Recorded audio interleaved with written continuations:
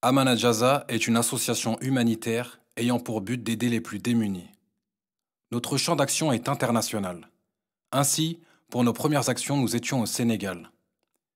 À la fin de cette mission, nous avions l'envie de préparer un nouveau projet afin d'aider encore plus de gens. Ayant fait la connaissance d'un frère malgache à l'Université islamique de Médine, nous avons constaté lors de nos échanges les nombreux besoins de son pays. Ainsi, notre projet s'est rapidement orienté sur Madagascar. Aujourd'hui, par la grâce d'Allah, nous nous y rendons en personne pour réaliser et vivre ce projet que nous avons imaginé.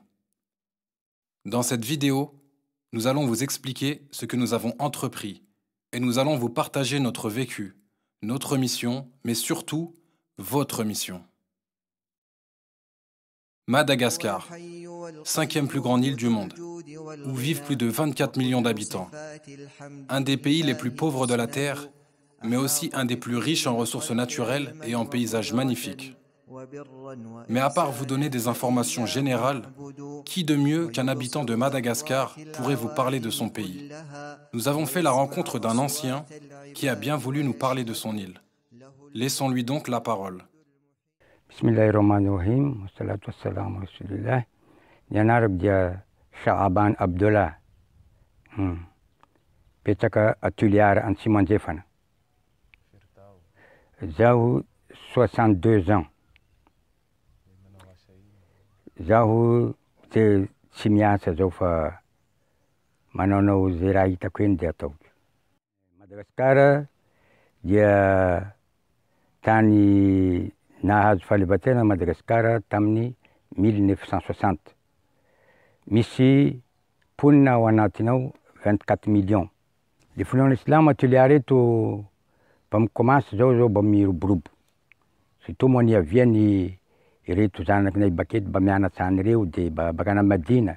De mba ireo zany mba manentana mampirisika anay manao dawa, manao bayany, mampahafantatsy anay mikasiky ny Islam ty eto Atuliara. Le problème an-tanà eto aloha, io zany le vahoaka Islam zao tena mahatonga sasala aby presque zao sahirana ny vahoaka Islam eto Atuliara. Izay zany tsy anatontasy zavatra rehetra. Ka izay zany mba hitaraina anay eto, mba miangavy anareo, mba hitohizany zavatra ataonareo zao, mba hanampy anay vahoan'ny Atuliara eto Antsimandefana. Fa tena sahira mafy zahay eto. Fa de efa isaorana zao zavatra ataonareo anay zao. Fanampia ataonareo anay zao. Mba fanirianay angatany amin'ny Allah subhanahu wa ta'ala mba hitohy izao zavatra ataonareo zao. Eto ny fampianara eto Atuliara, io zany lafa atao fampianara na misy sasany zao mba ta hiezaky hampianatra zaza nefa tsy mahatosiky le fianakavia, tsy ampy ny antimanana. Sahala amizay koa ny fahasalamana, na misy ny marary, reo le marary na handeha an-hopitaly na vola hentina amin'ny hopitaly dia tsisy le ray aman-dreny. Voalohany teny famarana moa dia misaotra an'Allah subhanahu wa ta'ala izay nanome hery tanikanao namangia anareo anay atoy. Dia misaotra anareo koa izay nahatsiaro anay, namangy anay atoy. De fisora bivata ka engany ka ny fanirianay dia hitohizany zao. Mba ho avy aminay ty matetiky nareo mba hanampy anay. Allahumma salli ala Sayyidina Muhammad wa ala ali Sayyidina Muhammad. Nous sommes dans la ville de Tuléar, au sud-ouest de Madagascar, à 1 heure d'avion de la capitale Antananarivo, à plus de 9000 km de la France. Nous nous y rendons pour lancer les travaux du puits. L'idée de creuser des puits était une évidence, tant la population de cette région manque d'eau. Les ouvriers nous attendent pour débuter le creusage du puits qui permettra aux habitants du village d'avoir un point d'eau proche de leur maison. Lorsque nous arrivons, les travailleurs sont en place et attendent le top départ pour démarrer. Le type de creusage est astucieux. Les travailleurs mettent en place un gros silo en béton, puis creusent en dessous. Le silo s'enfonce au fur et à mesure que la terre est enlevée. Il continue ainsi en ajoutant les silos un par un jusqu'à atteindre l'eau. C'est en tout 3 puits qui seront creusés de cette manière, avec à chaque fois les mêmes scènes de joie. Des enfants qui se réunissent autour du puits et regardent les ouvriers travailler. Ces enfants sont curieux de voir ce que nous faisons, et honnêtement, ça nous rend heureux de pouvoir apporter un peu de confort dans leur vie. Lorsque le puits est terminé, on assiste rapidement à de nombreux allers-retours d'habitants pour remplir leurs récipients d'eau. Et ça, franchement, ça fait plaisir. Notre action ne s'est pas arrêtée au creusage de puits.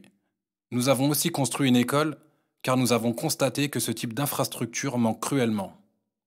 Nous nous rendons sur le chantier de l'école, ce projet que nous avions imaginé quelques années en arrière pour offrir une structure aux enfants et leur donner accès à la scolarisation commence à prendre forme.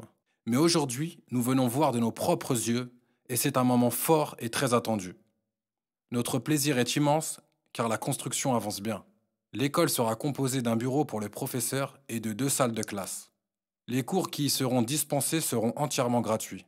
À noter qu'un puits se trouve également dans la cour de l'école et l'association Hassanet fait actuellement construire une mosquée sur le terrain voisin. Beaucoup de personnes n'ont pas accès aux services de santé les plus élémentaires. De ce fait, nous avons également dispensé aux plus démunis des consultations médicales gratuites. Pour ce faire, nous avons réuni 4 médecins, un homme et 3 femmes, dont une pédiatre. Nous avons choisi d'organiser l'action dans l'école que nous sommes en train de construire. Ce choix a été fait pour avoir à disposition 2 pièces afin de garantir au mieux la tranquillité et la confidentialité des consultations. C'est en tout près de 200 patients qui consulteront et nous prendrons en charge la totalité des médicaments prescrits par les médecins. Nous avons également distribué près de 900 rations alimentaires contenant du riz, des pâtes, de l'huile, du sucre, du lait en poudre, des sardines et du thé. Nous avons conditionné les rations alimentaires dans des seaux afin que les bénéficiaires puissent les réutiliser pour récupérer de l'eau au puits.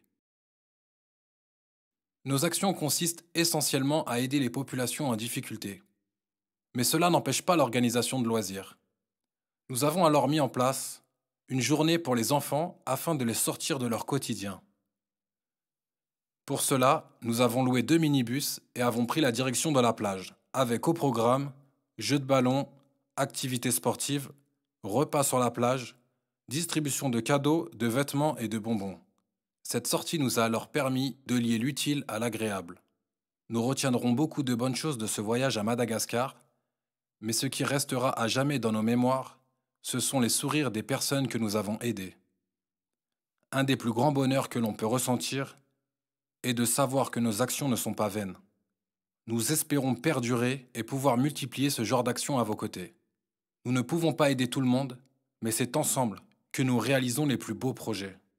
Amana Jaza, la Oumma a besoin de ton aide.